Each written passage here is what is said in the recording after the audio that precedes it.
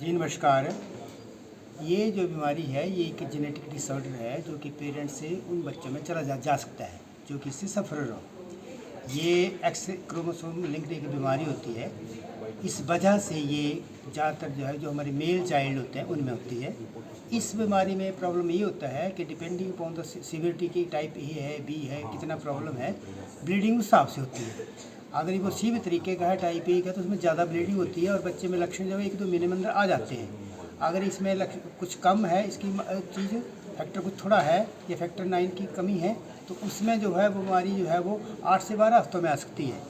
तो इस तरह से लक्षण जो है इसका वो ब्लीडिंग होती है। वो कहीं शरीर के किसी भी हिस्से से, आँख से, नाक से, मुंह से, गम से, स्किन के अंदर, पेट के अंदर, जॉइंट के अंदर कहीं भी ब्लीडिंग हो सकती है, depending upon the severity of the disease कि कितनी इसमें गंभीर अवस्था है। तो इसका बचपन में ही पता लग जाता है। और जैसे आपने देखा कि आज की यह कार्यशाला, इसमें बच्चे ही हमारे पास आए हुए हैं जिनको इस बीमारी से जो ग्रसित हैं।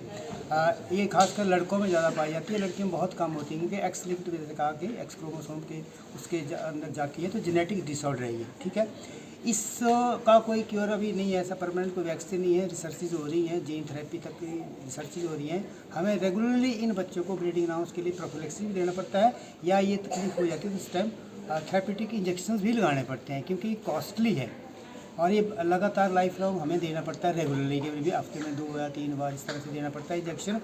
तो बहुत मुश्किल हो रहा है पेरेंट्स को भी, और कई बार गंभीर अवस्था में बच्चों को हॉस्पिटल आ जाता है तो उनमें खून की कमी होती है और इसमें लाइफ थ्रेटनिंग तक भी हो जाती है, गंभीर मिक्सर और पेन। और बच्चे को जो दर्द है एक, चाहे जैसे खासकर डॉक्टर संजय बैठे हैं मेरे साथ, ऑर्थोपेडिक सर्जन, ये जानते हैं, इनके पास आते हैं इस तरह के केसेस कि किस तरह से जॉइंट पेन, जॉइंट स्वेलिंग हो जाती है और कितनी मुश्किल होता है उसको ट्रीट करना जब इस तरह के जॉइंट के अंदर पेन हो जाती है छोटे से बच्चे को।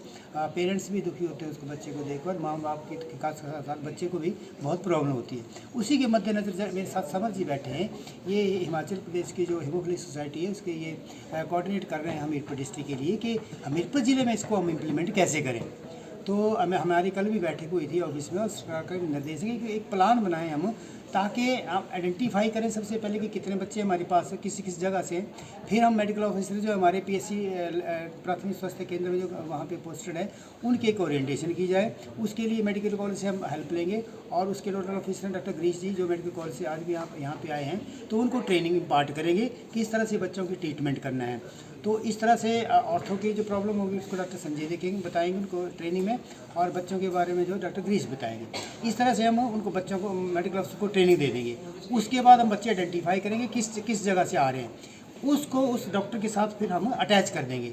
कोई गलोड़ से है, टोनी देवी से है, सुजानपुर से है, वड़सर से है, तो वो बच्चा हमीरपुर नहीं आएगा या कहीं और नहीं जाएगा, वो अटैच हो जाएगा उस एक मेडिकल ऑफिसर के साथ। उसकी जो है वो सारा आने जाने का जो प्रॉब्लम है वो बच जाएगी, उसका टाइम बच जाएगा, और जो जितना इसमें डिले होता है उसमें गंभीर अवस्था में बच्चा नहीं होगा तो उसको वहीं पे ऑन द स्पॉट, जिसको हम होम केयर कहते हैं, कि घर द्वार पे उसको जो है वो ट्रीटमेंट मिल जाएगी।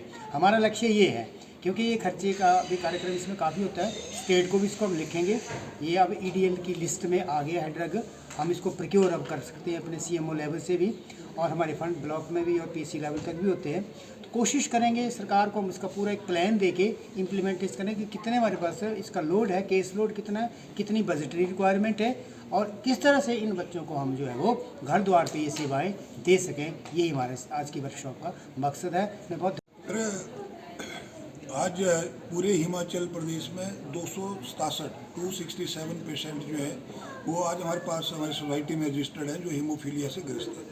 एक समय था जब 2 पेशेंट थे जिनकी हमें जानकारी थी, जैसे समाज में जो है वो